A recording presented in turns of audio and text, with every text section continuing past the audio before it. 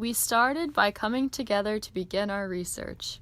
Topics that we researched included classic trebuchets, catapults, pulley systems, projectiles, and energy transfers. Next, we began to create an initial design sketch, trying to maximize dimensions to enhance performance while still meeting the specifications. We finally agreed on a comprehensive design to build. We first went to the wood shop a few weeks before FEDD to begin construction, but found a lack of materials. So, we had to head to Home Depot to buy some usable wood and materials. Once we had our materials, we were able to build the trebuchet in 3 visits to the wood shop. Throughout building, we changed the design and modified the build to improve performance and meet the standards. This was keeping the lever arm within the 4x4 foot cube dimension requirement throughout the entire launch of the projectile. Once the projectile was initially launched, the lever arm would end up larger than the allowed length, so we had to scale back the entire build by 2 inches to keep the project within the requirements. This meant that in the resting and fully extended position, the lever arm was within the 4x4 foot cube. One of the biggest challenges we faced throughout the entire design process, though, was consistently hitting the target from the 30-foot starting position.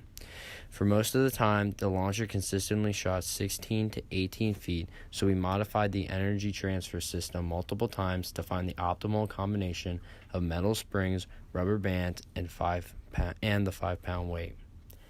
In the end, we just ended up using 1 metal spring, 16 rubber bands, and the 5-pound weight. Our final design challenge was finding the right type of dowel rod that would not break in the launching of the projectile. Our initial dowel rod was wooden and would break after 2 launches because of all the stress caused during the launch. To combat this problem, we used a metal rod that we switched in during our second launch at FEDD. At FEDD, our project placed 5th, which was disappointing considering the amount of work that we invested into our launcher. Our launcher, which we nicknamed Pickle, performed well. It hit the target from the 30-foot starting position twice, once on the inner ring and once on the outer ring. The unfortunate problem with our launcher was that in its ready-to-launch position, it was not in a zero-energy state, which stripped us of our points from hitting the target. This came from our misunderstanding of the zero-energy state because we thought that it only referred to kinetic energy and not potential energy.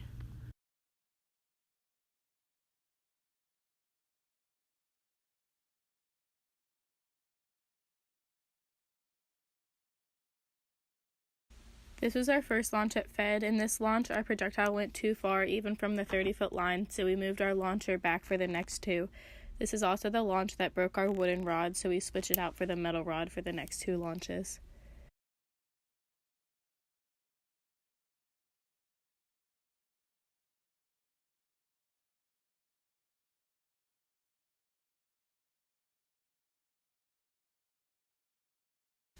This was our second launch, but it was our first launch that was successful, and our projectile hit the outer red ring.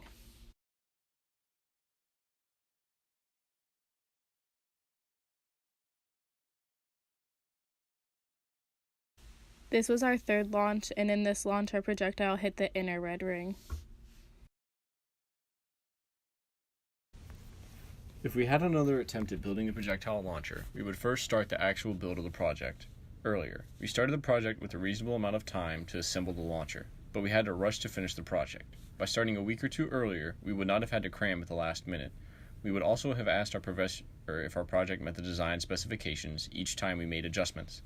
Also, we did not utilize the project guru for advice or tips on building our projectile launcher, which could have been very helpful. Testing the launcher earlier would have been advantageous since we could have had more time to perform modifications. We would tell the freshmen that they need to communicate well with one another throughout the entire design process. Although we had some struggles throughout, the great communication between all team members allowed us to get over any challenges we faced. We would also recommend speaking with the professor more often to make sure that the project stays within the design constraints.